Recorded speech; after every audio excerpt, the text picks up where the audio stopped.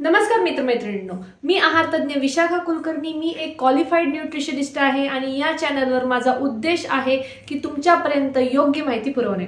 त्यासाठी मी भरपूर अभ्यास करून भरपूर माहिती गोळा करून तुमच्यासाठी व्हिडिओ बनवत असते। त्यामुळे आपलं जे हे मराठमोळा चॅनल आहे त्याला नक्की सबस्क्राइब करून पुढील बेल आयकॉन प्रेस करा, जेणेकरून आरोग्य विषयक योग्य माहितीचे व्हिडिओ तुमच्यापर्यंत वेळेवर पोहोचतील। आजच्या या व्हिडिओमधून आपण युरिक ऍसिड बद्दल भरपूर अशी माहिती बघणार आहोत। त्यामुळे व्हिडिओचा प्रत्येक 1 मिनिट सुद्धा खूप महत्त्वाचा आहे। त्यामुळे व्हिडिओ पूर्ण शेवटपर्यंत बघत राहा। काय आहे बरं हे नक्की युरिक ऍसिड? युरिक ऍसिड म्हणजे शरीरात आलेला असा एक नवीन पाहुणा, ज्याचं जर प्रमाण शरीरामध्ये जास्त झालं तर आपल्या शरीराला तो वेदनादायक ठरू शकतो। आता युरिक ऍसिड म्हटलं की सगळ्यांच्या मनात येतं की आता पालक आणि टोमॅटो यावर हमखास बंदी घालणं, हे मात्र सगळ्यांच्या मनात येतं। पण हे खरंच उपायकारक आहे का? तर चला मग आपण आज त्याचे गैरसमज आणि त्याचे सत्य आज समजून घेऊया। हे जे युरिक ऍसिड असतं ना, हे प्रत्येकाच्या शरीरात असतं, त्यामुळे काळजी करण्यासारखं काही नाही। प्रत्येकाच्या शरीरामध्ये असतं, कारण त्याचं शरीरात काही प्रमाणात फायदा देखील आहे। आता तुम्ही हे पहिल्यांदाच ऐकलं असेल, फायदा काय असावा? तर फायदा असा की ते अँटीऑक्सिडंट प्रमाणे कार्य करतं। तसेच आपला फ्री रॅडिकल पासून जो आपला अटॅक होत असतो शरीराचा, त्यापासून ते आपलं संरक्षण करतं। तसेच आपल्या ज्या मेंदूच्या ज्या सेल्स आहेत त्यांचे देखील संरक्षण करतं। पण कुठलीही गोष्ट जर जास्त प्रमाणात झाली, समजा शरीरात युरिक ऍसिड हे साठतच जर राहिलं, तर नक्कीच ते तुम्हाला वेदनादायक ठरू शकतं। आता हे जे युरिक ऍसिड असतं ना, हे कशापासून बरं तयार होतं?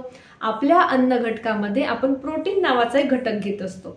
तर असे काही प्रोटीन्स आहेत ज्यामध्ये प्युरिन्सचं प्रमाण जास्त असतं, आणि जेव्हा आपण प्युरिन्स युक्त आहार आपल्या आहारात जास्त प्रमाणात समाविष्ट केला, तर हे जे प्युरिन्स असतं त्याचं पचन होताना एक वेस्ट पदार्थ बनत असतो। कुठल्याही गोष्टीचं पचन होताना काहीतरी वेस्ट पण बनत असतं त्यासोबत। तर प्युरिनचं पचन होत असताना त्यासोबत एक वेस्ट घटक बनतो, ज्याचं नाव आहे युरिक ऍसिड। आता हे समजून घ्या, जेव्हा शरीरात युरिक ऍसिड बनते तर आपल्या एक शरीरामध्ये किडनी असते। तर किडनी हे सर्वात मेहनती आपली एक शरीरातली संस्था आहे, खूप कष्ट करणारी संस्था आहे। तर किडनी काय करते, जे रक्तामध्ये प्युरिन्स चयापचय, जेव्हा प्युरिन्सचं पचन होतं, जेव्हा ते रक्तात मिसळलं जातं, तेव्हा रक्त काय करतं, किडनीकडे येतं फिल्टर होण्यासाठी, गाळण्यासाठी। तर जो हा वेस्ट प्रोडक्ट असतो युरिक ऍसिड, तो किडनीमध्ये गाळला जातो, आणि गाळल्याच्या नंतर किडनी काय करते, जो गाळ असतो, म्हणजे गाळ म्हणजे काय, युरिक ऍसिड, ते जे युरिक ऍसिड आहे ते शरीराच्या बाहेर लघवी मार्फत टाकून देण्याचे काम हे किडनी करते। पण तुम्हाला माहिती का, कुठल्याही एखाद्या गोष्टीवर किंवा कुठल्याही एखाद्या कामगाराला जर तुम्ही जास्त काम दिलं तर तो काय करेल, एखाद्या वेळेस तो सुट्टी करेल, सुट्टीच मारून देईल, किंवा एखाद्या वेळेस तो त्याच्या कामात गडबड करेल। तसंच जर किडनीने तिच्या कामावर एखाद्या वेळेस सुट्टी मारली किंवा तिने कुठल्याही तिच्या अडचणीमुळे काहीतरी कामात जर गडबड केली, तर हे जे युरिक ऍसिड आहे हे व्यवस्थित फिल्टर होणार नाही, आणि जर ते व्यवस्थित फिल्टर झालं नाही तर ते पुन्हा रिटर्न जाऊन रक्तात मिसळेल, आणि जेव्हा हे सारखं सारखं असं रक्तात मिसळलं जाईल तेव्हा रक्तामध्ये त्याचे बारीक बारीक क्रिस्टल जमा होऊन ते तुमच्या सांध्यांमध्ये जमा होतील, ज्याला आपण गाऊट म्हणतो। तसेच किडनीमध्ये देखील त्याचे जे क्रिस्टल्स असतात ते जमा होते, आणि त्याला आपण म्हणतो युरिन स्टोन किंवा किडनी स्टोन आपण त्याला म्हणतो। जेव्हा याचे स्टोन मध्ये रूपांतर होईल तेव्हा तुमचे जे सांधे असतात ते किचकिच करायला लागतील, ते दुखायला लागतील अर्थातच। आता तुम्हाला नक्कीच प्रश्न पडला असेल, युरिक ऍसिड शरीरात वाढतं तरी कसं? शरीराने काही युरिक ऍसिड बनवायची फॅक्टरी तयार केली की काय? पण युरिक ऍसिड वाढण्यामागे काही वैशिष्ट्ये असतात, काही कारणे असतात, ते आता आपण डिस्कस करूया। युरिक ऍसिड वाढणं हे जेनेटिक देखील असू शकतं। तुमच्या फॅमिलीमध्ये कुणाला युरिक ऍसिडची किंवा गाऊटची जर हिस्ट्री असेल तर तुम्हाला अधूनमधून युरिक ऍसिडची लेवल तपासणं गरजेचं असतं, कारण इन फ्युचर असं होऊ शकतं की तुमची देखील युरिक ऍसिडची पातळी वाढू शकेल। त्यामुळे जर जेनेटिक हिस्ट्री असेल तर नक्की तुम्ही तुमच्या युरिक ऍसिडवर लक्ष ठेवा। दुसरं कारण म्हणजे तुमच्या आहारात अति प्रमाणात प्रोटीन रिच पदार्थांचा समावेश, कुठलंही कारण असू द्या। जर तुम्ही जिमला जात असाल किंवा कुठल्या एखाद्या विशिष्ट आजाराने किंवा कुठल्या एखादा विशिष्ट गोल तुम्ही ठेवून जर आहारात प्रोटीनचा जास्त समावेश करत असाल, म्हणजे प्रमाणापेक्षा अति जास्त प्रमाणात जर समावेश करत असाल, तर त्याने देखील तुमची युरिक ऍसिडची लेवल ही वाढू शकते। तसेच जर किडनी तिचे जे काम आहे ते व्यवस्थितपणे जर करत नसेल किंवा ती तिचे कार्यामध्ये असमर्थ असेल, तर देखील तुमच्या शरीरात, जसं मी मगाशी सांगितलं त्याप्रमाणे युरिक ऍसिडची लेवल ही वाढू शकते। त्याचप्रमाणे जर तुम्ही एकाच जागेवर खूप जास्त वेळ जर बसून राहत असाल, त्याने देखील तुमच्या शरीरातील युरिक ऍसिडची लेवल वाढेल।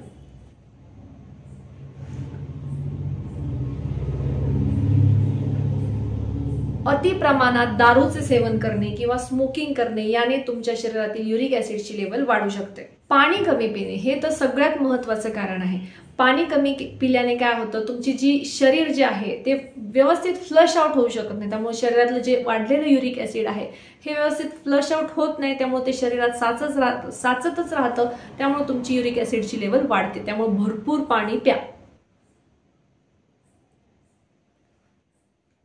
तसेच जर लठ्ठ असाल तुम्ही, तुमचं ओव्हरवेट असेल, त्यामुळे किडनी त्याचे जे कार्य आहे ते व्यवस्थित करू शकत नाही. त्यामुळे नक्की वजन कमी करण्याचे तुम्ही आत्तापासूनच प्रयत्न करा.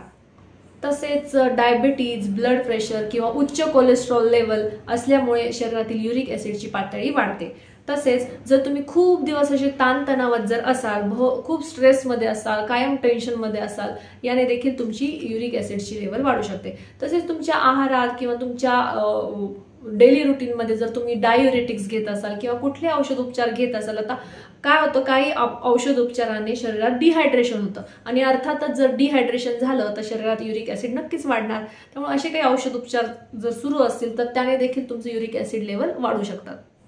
जर तुमच्या शरीरात युरिक ऍसिड वाढले तर त्याची चाहूल तुम्हाला काही लक्षणांमधून लागते. ते लक्षण आता आपण बघूया. सांधे दुखणे किंवा सांध्यांवर सूज येणे, विशेषतः हाताचा अंगठा किंवा पायाचा अंगठा यावर सूज येणे किंवा तो दुखणे हे एक लक्षण असू शकतं. सांध्यांमध्ये जडपणा येणे, विशेषतः रात्री झोपण्यापूर्वी किंवा सकाळी उठल्यावर एक जडपणा आल्यासारखं वाटतं.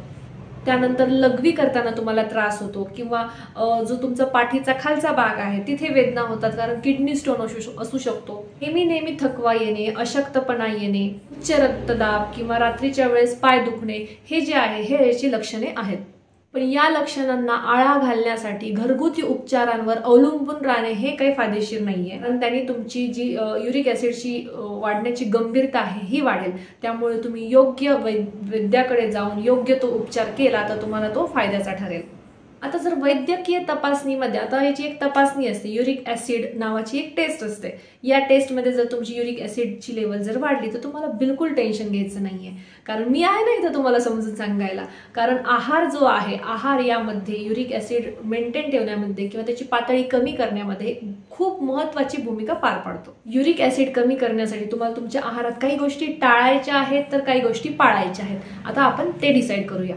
जसं मी तुम्हाला मगाशी सांगितलं, आहारात तुम्ही भरपूर द्रव पदार्थांचा किंवा पाणी हे भरपूर प्या. साधारण 8 ते 10 ग्लास पाणी तुम्ही रोज पिलं तर तुमची बॉडी नक्की फ्लश आउट होऊन जी युरिक ऍसिडची पातळी आहे ती कमी होईल.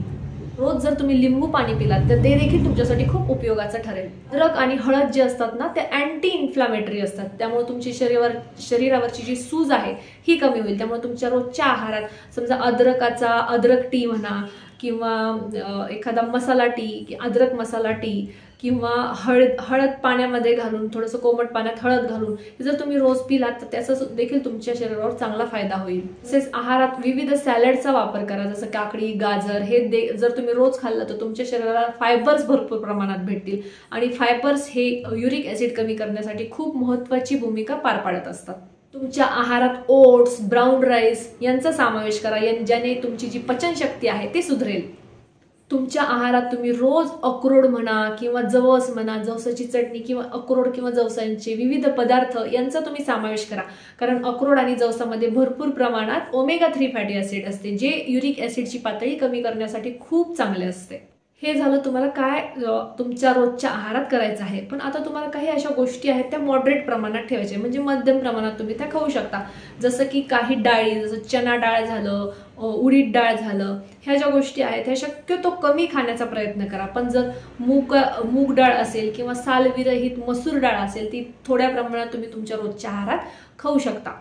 लो फॅट मिल्क किंवा लो फॅट मिल्कचे इतर पदार्थ, दही झालं किंवा लो फॅट पनीर झालं, हे तुम्ही तुमच्या आहारात समाविष्ट करू शकता. कडधान्यांना मोड आणून किंवा त्यांना व्यवस्थितच शिजवून तुम्ही ते खाऊ शकता थोड्या प्रमाणात. तसंच पूर्णपणे टाळायच्या गोष्टी म्हणजे मशरूम झालं, पालक झालं किंवा हिरवे मटार झालं, टमाटर झालं, कॉलीफ्लॉवर झालं, यामध्ये बाकीच्या व्हेजिटेबलच्या नुसार यामध्ये थोडंसं प्युरिनचं प्रमाण जास्त असतं. त्यामुळे शक्य होईल तेवढं या गोष्टी तुम्ही टाळण्याचा प्रयत्न करा.